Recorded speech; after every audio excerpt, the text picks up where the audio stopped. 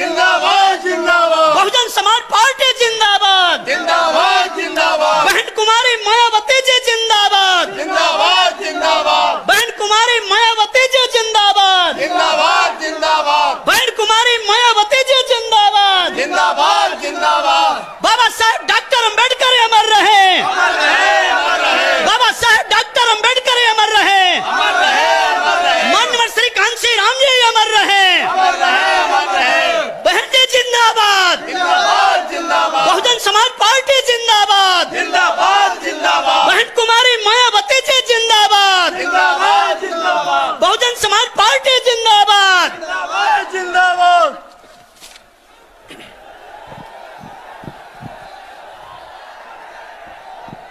आज बक्सर की ऐतिहासिक धरती पर सामाजिक क्रांति की महानायिका, मान सम्मान व स्वाभिमान की प्रतीक बहुजन समाज पार्टी की राष्ट्रीय अध्यक्ष, देश के सबसे बड़े सूबे उत्तर प्रदेश की चार बार मुख्यमंत्री रहीं, पूर्व सांसद परम आदरणीय बहन जी हम सब के बीच में बक्सर लोकसभा के प्रत्याशी श्री अनिल कुमार चौधरी जी, सासाराम लोकसभा प्रत्याशी श्री संतोष कुमार जी, काराकाट लोकसभा प्रत्याशी श्री धीरज कुमार सिंह जी एवं समस्त बिहार प्रत्याशियों के समर्थन में विशाल चुनावी जनसभा को संबोधित करेंगी। आप सभी लोग परम आदरणीय बहन जी का तालियों की जोरदार गड़गड़ाहट के साथ में स्वागत अभिनंदन करेंगे। अब मैं बक्सर के लोकसभा प्रत्याशी श्री अनिल कुमार चौधरी जी व पार्टी के वरिष्ठगण आदरणीय बहन जी को मुकुट व तथागत गौतम बुद्ध जी की प्रतिमा भेंट कर स्वागत व अभिनंदन करेंगे।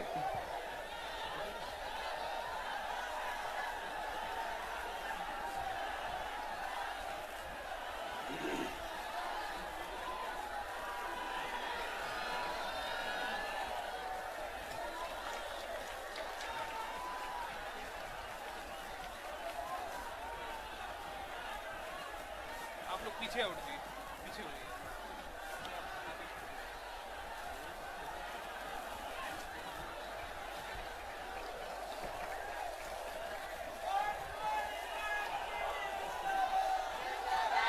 इसी क्रम में काराकट के प्रत्याशी भी आदरणीय बहन जी को बहुजन समाज पार्टी का प्रतीक चिन्ह हाथी भेंट कर स्वागत व अभिनंदन करेंगे।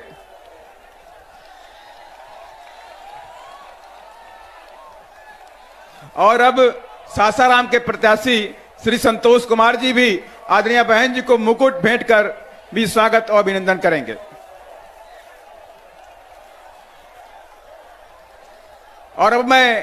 आदरणीय बहन जी से विनम्र आग्रह करता हूं कि आप अपने ख्यालात रखें। आदरणीय बहन जी।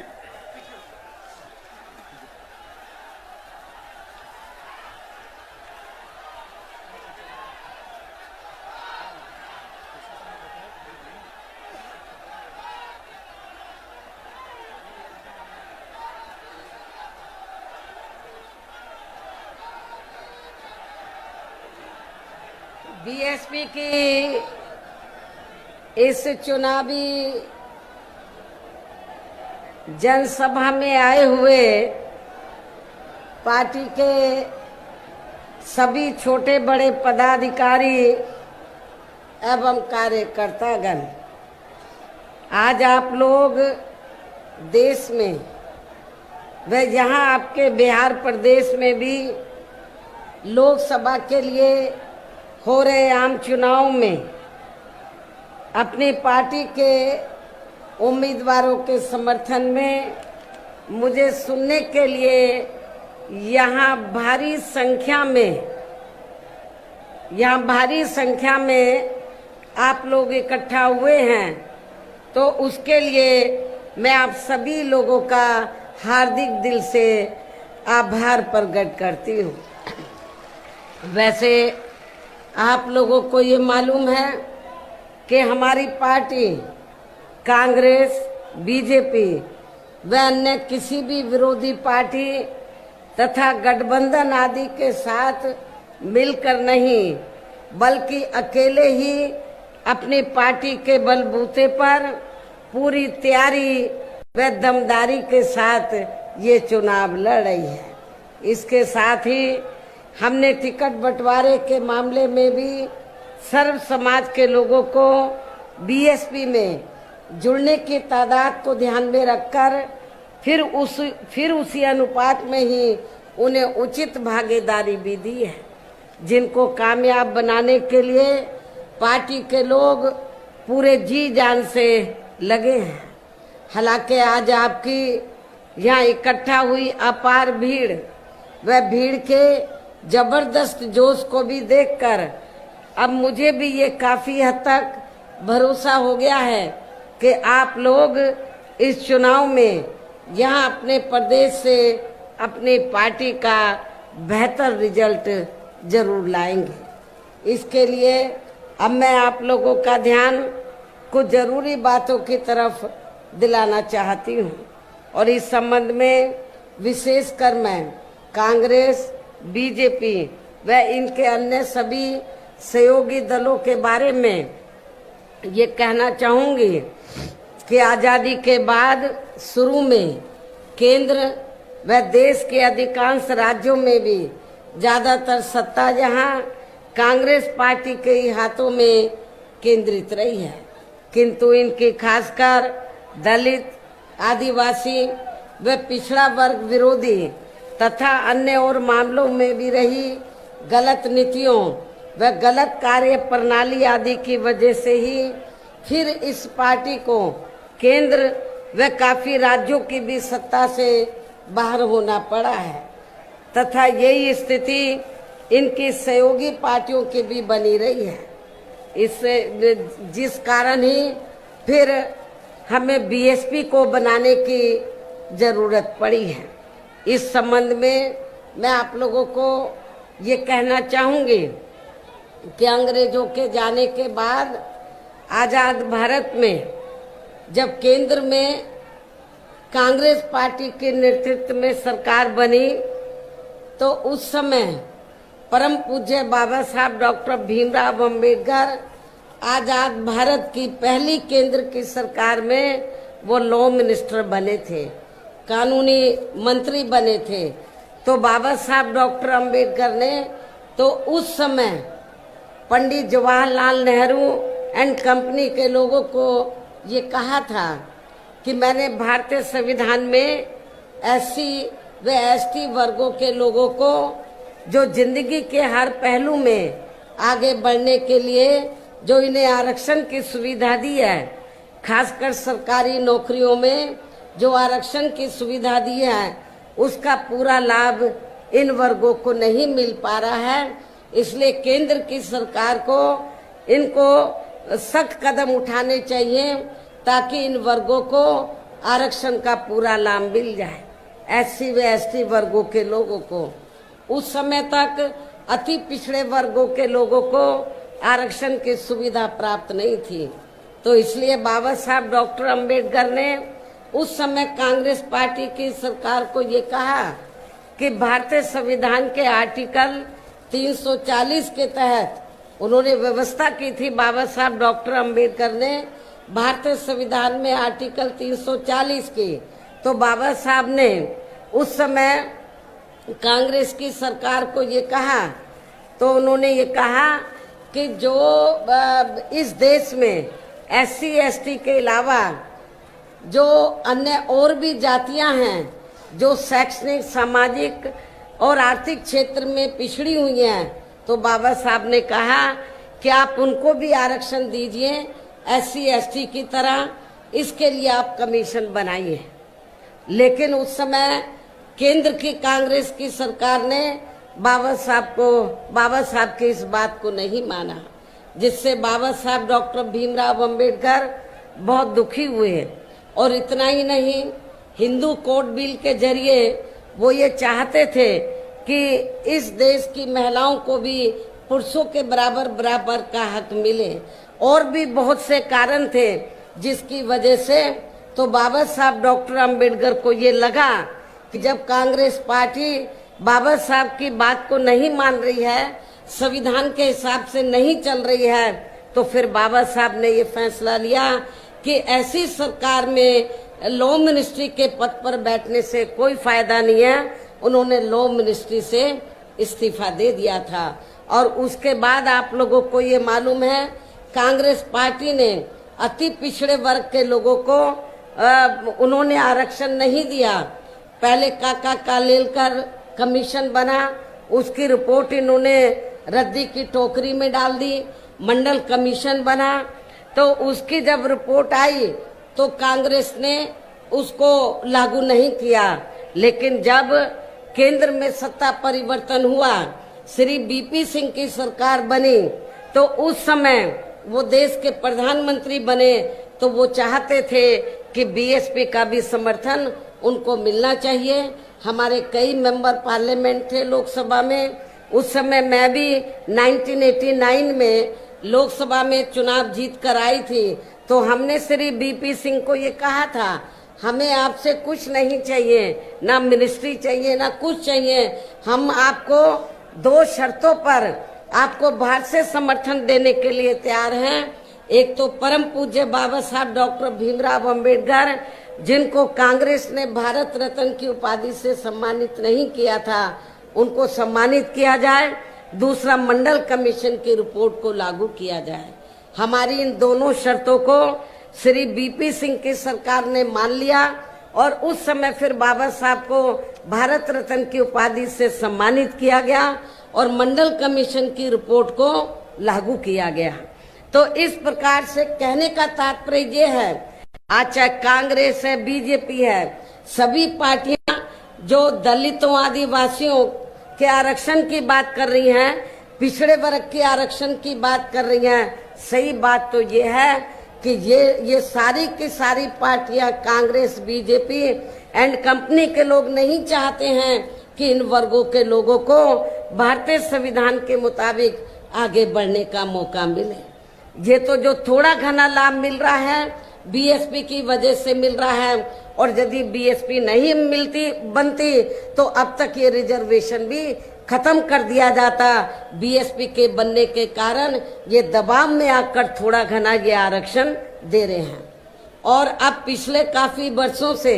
आपको मालूम है, जब कांग्रेस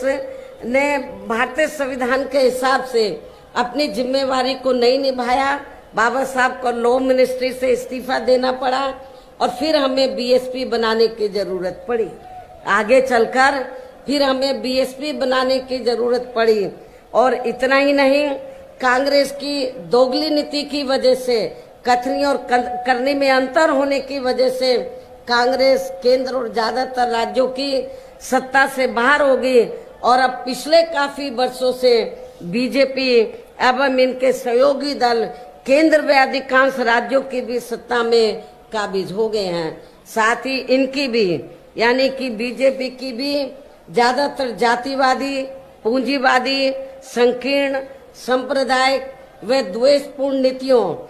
एवं कार्य प्रणाली आदि से तथा इनकी कथनी व करनी में भी काफी अंतर होने की वजह से ऐसा लगता है कि इस बार ये पार्टी भी, यानी कि भारतीय जनता पार्टी भी केंद्र की सत्ता में आसानी से वापस आने वाली नहीं है। बशर्ते यदि ये चुनाव इस बार फ्री एंड फेयर होता है तथा आम चर्चा के मुताबिक वोटिंग मशीनों में भी कोई गड़बड़ी आदि नहीं की जाती है। और वैसे भी इस बार चुनाव में इनकी कोई भी पुरानी एवं नई चल रही नाटकबाजी, जुमलेबाजी व गारंटी आदि काम में आने वाली नहीं है, क्योंकि अब देश की जनता काफी हद तक इस बात को समझ चुकी है कि इनकी पार्टी ने अब तक देश के विशेषकर गरीबों, कमजोर तबकों, मध्यम वर्गीय एवं अन्य मेहनतकश लोगों को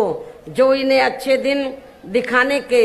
असंख्य प्रलोभन भरे वायदे किए हैं तथा अनेकों हवाई व कागजी गारंटी आदि भी दी है, तो उनका जमीनी हकीकत में अभी तक भी इन्होंने लगभग 1/4 हिस्सा भी कार्य पूरा नहीं किया है, बल्कि इसके स्थान पर इनका ज्यादातर समय व ताकत भी जहां इनके अपने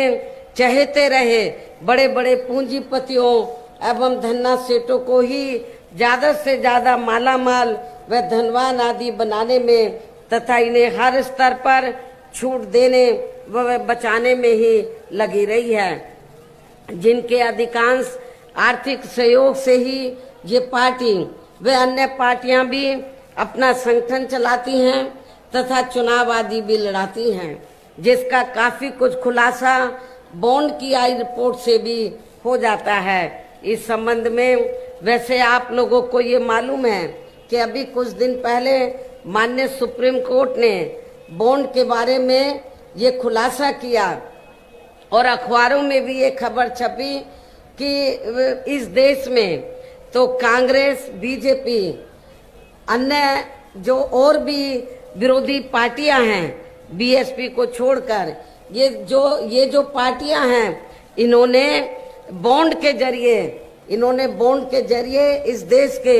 बड़े बड़े पूंजीपतियों व धन्ना सेठों से अपनी पार्टी के संगठन को चलाने के लिए व चुनाव आदि लड़ाने के लिए अरबों खरबों रुपया इन्होंने लिया है। ये माननीय सुप्रीम कोर्ट की रिपोर्ट से ये खुलासा हुआ है। लेकिन आपको जानकर खुशी होगी कि पूरे देश में बहुजन समाज पार्टी ही अकेली एक ऐसी पार्टी है। उस रिपोर्ट से ये खुलासा हुआ कि बहुजन समाज पार्टी ही अकेली एक ऐसी पार्टी है जिसने अपनी पार्टी के संगठन को चलाने के लिए व चुनाव आदि लड़ाने के लिए किसी भी पूंजीपति से एक भी रुपया नहीं लिया है। बल्कि हमारी पार्टी तो हर साल बीएसपी की मेंबरशिप के जरिए व जन्मदिन के मौके पर थोड़ा थोड़ा धन इकट्ठा करके, चुनाव के मौके पर भी कार्यकर्ताओं से थोड़ा थोड़ा धन इकट्ठा करके हमारी पार्टी अपने संगठन को चलाती है व चुनाव आदि भी लड़ाती है। इतना ही नहीं, इसके साथ ही अब ऐसा लगता है कि कांग्रेस पार्टी की तरह ही बीजेपी ने भी केंद्र की तमाम सरकारी जांच एजेंसियों का ज्यादातर राजनीतिकरण ही कर दिया है। इसके अलावा देश के किसान वर्ग भी वर्तमान बीजेपी की सरकार में शुरू से ही अपनी विभिन्न समस्याओं को लेकर काफी ज्यादा दुखी व परेशान रहे हैं और अभी भी है। जबकि यूपी में 4 बार हमारी पार्टी की रही सरकार ने इनके हितों का भी हर स्तर पर विशेष ध्यान रखा है। जब यूपी में 4 बार बीएसपी के नेतृत्व में सरकार बनी तो हमारी पार्टी की सरकार ने किसानों को समय से सस्ते साधन, खेती करने के लिए उनको सस्ते साधन उपलब्ध कराए और उनकी फसल का भी हमारी सरकार ने किसानों को उचित दाम दिया है, समय से दिया है और उचित दाम दिया है। इतना ही नहीं, बल्कि केंद्र में पूर्व की रही कांग्रेसी सरकार की तरह ही वर्तमान भाजपा सरकार में भी इनकी जातिवादी, हीन, सांप्रदायिक एवं पूंजीवादी सोच नीतियों के चलते ही पूरे देश में सर्व समाज में से खासकर गरीबों, दलितों, आदिवासियों, पिछड़े वर्गों, मुस्लिम एवं अन्य धार्मिक अल्पसंख्यक समाज के लोगों का भी पूर्ण रूप से विकास व उत्थान आदि नहीं हो सका है। और इस संदर्भ में वैसे आप लोगों को ये मालूम है कि पूरे देश में यहाँ दलितों, आदिवासियों एवं अन्य पिछड़े वर्गों का सरकारी नौकरियों में वर्षों से अधूरा पड़ा आरक्षण का कोटा भी अभी तक पूरा नहीं भरा गया है। विशेषकर एससी व एसटी वर्गों के सरकारी कर्मचारियों का पदोन्नति में आरक्षण तो अब काफी हद तक प्रभावहीन ही बना दिया गया है। साथ ही केंद्र व राज्यों में भी विरोधी पार्टियों की रही सरकारों ने इन सभी वर्गों को प्राइवेट सेक्टर में आरक्षण दिए जाने की व्यवस्था किए बिना ही इनकी सरकारों के ज्यादातर सरकारी कार्य अब प्राइवेट सेक्टर के जरिए ही इनके बड़े बड़े पूंजीपतियों व धन्ना सेठों आदि को ही दिए जाने के कारण अब इनको पूरे देश में आरक्षण का बहुत कम ही लाभ मिल पा रहा है। इसी प्रकार इनका अन्य और मामलों में भी शोषण व उत्पीड़न आदि होना अभी तक भी बंद नहीं हुआ है। इनके साथ साथ मुस्लिम व अन्य धार्मिक अल्पसंख्यक समाज के लोगों की भी हालत हर स्तर पर यह काफी ज्यादा खराब वह दैनी ही बनी हुई है, जिसका काफी कुछ खुलासा सच्चर कमेटी की रिपोर्ट में भी किया गया है। इतना ही नहीं बल्कि पिछले कुछ वर्षों से केंद्र व अधिकांश राज्यों में भी बीजेपी व आरएसएस की सरकारों के चलते हुए अब इनका विकास एवं उत्थान आदि होना भी काफी हद तक बंदशाई हो गया है। आए दिन इन पर खासकर धर्म की आड़ में हो रही जुर्म जाति भी यहाँ काफी ज्यादा चरम सीमा पर पहुंच चुकी है। इसके साथ साथ अपर कास्ट समाज में से विशेषकर गरीब लोगों की भी हालत हमें कोई खास अच्छी नजर नहीं आती है। इनकी गलत कृषि नीतियों के कारण किसान वर्ग भी आए दिन आंदोलित ही रहता है। साथ ही इनकी गलत आर्थिक नीतियों की वजह से देश की अर्थव्यवस्था पर भी इसका काफी बुरा प्रभाव पड़ा है, जिससे यह विशेषकर छोटे एवं मध्यम वर्गीय व्यापारी वर्ग भी काफी ज्यादा दुखी व परेशान हैं। और अब केंद्र में पूर्व की रही सरकारों की तरह ही वर्तमान भाजपा सरकार में भी यहाँ पूरे देश में गरीबी, बेरोजगारी एवं महंगाई आदि भी लगातार काफी ज्यादा बढ़ रही है। देश में हर स्तर पर फैला भ्रष्टाचार भी कम नहीं हुआ है। ऐसे में अब आप लोगों को देश में हो रहे लोकसभा चुनाव में कांग्रेस, बीजेपी व इनकी सहयोगी पार्टियों को भी केंद्र की सत्ता में आने से जरूर रोकना है, जिनकी गलत नीतियों व गलत कार्य प्रणाली आदि को आप लोग काफी हद तक आजमा भी चुके हैं। और अब ये विरोधी पार्टियां ऐसे में अब ये विरोधी पार्टियां किस्म किस्म के साम दाम दंड भेद आदि अनेकों हथकंडे इस्तेमाल करके केंद्र की सत्ता में आने की पूरी कोशिश में लगी हैं, जिनसे अपनी पार्टी के लोगों को हर स्तर पर काफी ज्यादा सावधान रहना है। और इस मामले में विरोधी पार्टियां अपने अपने पक्ष में हवा बनाने के लिए खासकर मीडिया, ओपिनियन पोल व सर्वे आदि का जो बड़े पैमाने पर इस्तेमाल कर रही हैं, तो उनसे अपनी पार्टी के लोगों को बिल्कुल भी गुमराह नहीं होना है। इसके साथ ही विरोधी पार्टियों के विभिन्न रूपों में जारी किए गए इनके हवाई व प्रलोभन भरे चुनावी घोषणा पत्रों एवं वायदों आदि के बहकावे में भी अपनी पार्टी के लोगों को कतई नहीं आना है, जिन्हें ये पार्टियां चुनाव खत्म होने के बाद ज्यादातर अमल में नहीं लाती हैं। और अब जिन पर से देश की जनता का अधिकांश विश्वास ही उठ गया है। और यही खास वजह है कि हमारी पार्टी किसी भी चुनाव में अपनी पार्टी का कोई भी चुनावी घोषणा पत्र आदि जारी नहीं करती है। वैसे भी हमारी पार्टी किसी भी मामले में कहने में बहुत कम बल्कि कार्य करके दिखाने में ही ज्यादा विश्वास रखती है। और इस बात का सबसे बड़ा सबूत ये है कि उत्तर प्रदेश में 4 बार हमारी पार्टी के नेतृत्व में रही सरकार ने चुनाव में पार्टी के बिना जारी किए गए घोषणा पत्र के ही प्रदेश में आम जनहित में काफी कुछ ऐतिहासिक कार्य करके दिखाए हैं, जिनकी अब देश में अधिकांश पार्टियों की सरकारें काफी नकल भी कर रही हैं। जबकि इस मामले में हमारी पार्टी का ये कहना है कि यदि इन पार्टियों के स्थान पर केंद्र में हमें अपनी पार्टी की सरकार बनाने का मौका मिलता है, तो तब फिर हमारी पार्टी की बनी सरकार केंद्र में यहाँ अब तक की रही सभी विरोधी पार्टियों की सरकारों की तरह केवल हवाई व कागजी कार्य आदि नहीं करेगी, बल्कि उत्तर प्रदेश की तरह ही जमीनी हकीकत में ठोस कार्य करके दिखाएगी। और इस संदर्भ में खासकर मैं ये कहना चाहूंगी, केंद्र द्वारा देश में पिछले कुछ समय से अति गरीब परिवारों को अस्थायी तौर पर फ्री में जो थोड़ी सी खाद्य सामग्री दी जा रही है, तो उससे इनका स्थायी तौर पर भला होने वाला नहीं है। आप लोगों को ये मालूम है, पिछले कुछ समय से केंद्र की सरकार जो गरीब लोग हैं तो उनको मुफ्त में राशन देकर फिर उसकी आड़ में चाहे छोटा चुनाव हो या बड़ा चुनाव हो, उसकी आड़ में फिर वो उनसे वोट मांगती है और उनको ये कहती है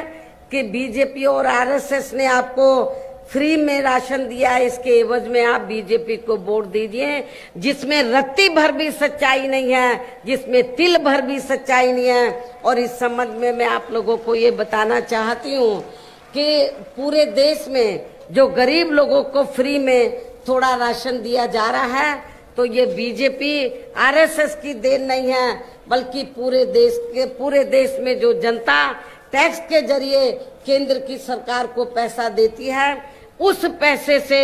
ये फ्री में राशन आपको दिया जा रहा है। तो इसमें बीजेपी और आरएसएस की कोई मेहरबानी नहीं है, ये आप लोगों का ही अपना पैसा है। इसलिए आप लोगों को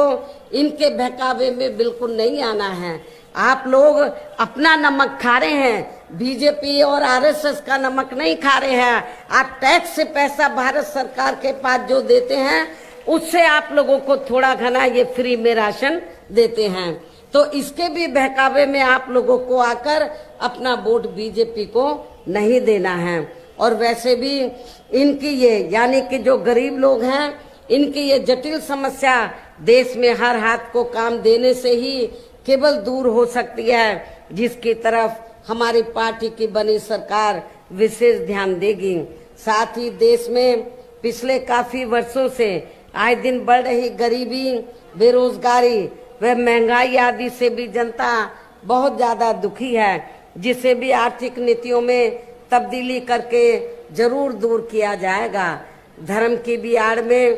पिछले कुछ वर्षों से खासकर मुस्लिम समाज के लोगों का द्वेष की भावना से जो इनका काफी ज्यादा शोषण व उत्पीड़न आदि किया जा रहा है, तो उसे भी जरूर रोका जाएगा। कहने का तात्पर्य ये है कि देश में इस समय हो रहे लोकसभा चुनाव में विरोधी पार्टियों के जारी किए गए उनके हवाई व प्रलोभन भरे चुनावी घोषणा पत्रों आदि के बहकावे में अब यहाँ खासकर देश के अति गरीबों, मजदूरों, बेरोजगारों एवं अन्य जरूरतमंद लोगों को बिल्कुल भी नहीं आना है। और अब इन्हें ऐसी सभी विरोधी पार्टियों को केंद्र की सत्ता में आने से जरूर रोकना है, जिनकी कथनी व करनी में काफी अंतर रहा है तथा जिन्हें ये लोग बरसों से आजमा भी चुके हैं। ऐसे में अब मेरा यही कहना है कि आप लोगों को अपने खुद के वे अपने प्रदेश एवं देश के भी हित में अपने वोटों को या कांग्रेस, बीजेपी व अन्य विरोधी पार्टियों को न देकर केवल अपनी एकमात्र हितैषी पार्टी बहुजन समाज पार्टी को ही देना है। जो ये पार्टी उत्तर प्रदेश की तरह ही केंद्र में भी अपनी पार्टी की सरकार बनने पर फिर पूरे देश में यह अपनी पार्टी की सर्वजन हिताय व सर्वजन सुखाय की नीतियों पर आधारित सरकार चलाएगी। इसके साथ साथ केंद्र से जुड़ी आपके क्षेत्र की जो भी यहाँ स्थानीय समस्याएं होंगी तो उन्हें भी फिर दूर करने का हर संभव पूरा प्रयास किया जाएगा। साथ ही यहाँ गरीबों, मजदूरों, बेरोजगारों, कर्मचारियों, किसानों, छोटे व्यापारियों एवं अन्य मेहनत कश लोगों के हितों का भी विशेष ध्यान रखा जाएगा। सर्व समाज में से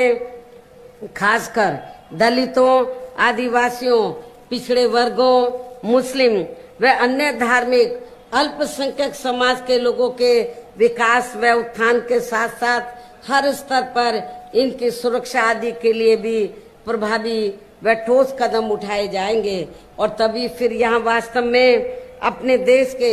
महान संतों, गुरुओं व महापुरुषों में भी विशेषकर महात्मा ज्योतिबा फूले, श्री छत्रपति शाहू जी महाराज, श्री नारायण गुरु, बाबा साहब डॉक्टर भीमराव अंबेडकर एवं मान्यवर श्री कांशीराम जी आदि का अधूरा सपना जरूर साकार हो सकता है, जिनको यूपी में हमारी पार्टी की रही सरकार द्वारा हर स्तर पर पूरा आदर सम्मान दिया गया है।